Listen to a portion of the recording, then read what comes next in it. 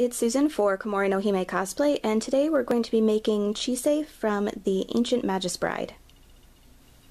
To make Chise's necklace, I'm starting with some leather cord I had left over from another project, and this green donut gemstone. I got mine off Amazon, and I will put a link in the description box below if you want to check out the listing. Fold the cord in half and loop it through the center of the stone. Then we're going to take the two ends and insert them through the loop.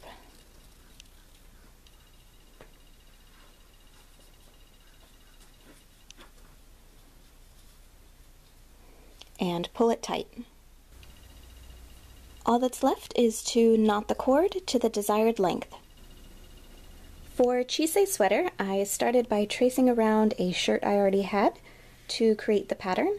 This is going to be cut on the fold, and for the front of the sweater we're going to be cutting a V neckline, and for the back of the sweater we're not going to have the neckline be quite so deep. For the edges of the sweater we're going to cut two smaller rectangles for the armholes and one larger rectangle for the bottom of the sweater. Then we're going to fold them in half and sew them together along the side to create a loop. Fold the rectangle in half and sew it onto the sweater. For the neckline of the sweater, we're going to cut another rectangle and fold it in half.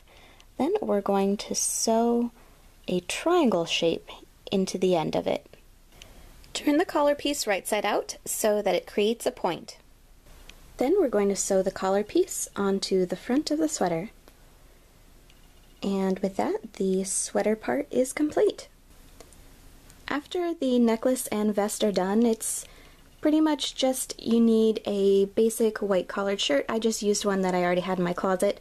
For the skirt, I made a pleated skirt using the same method that I used for my Moonchun skirt, but both of these items are something that could easily be found in a thrift store, which would make this costume really beginner friendly.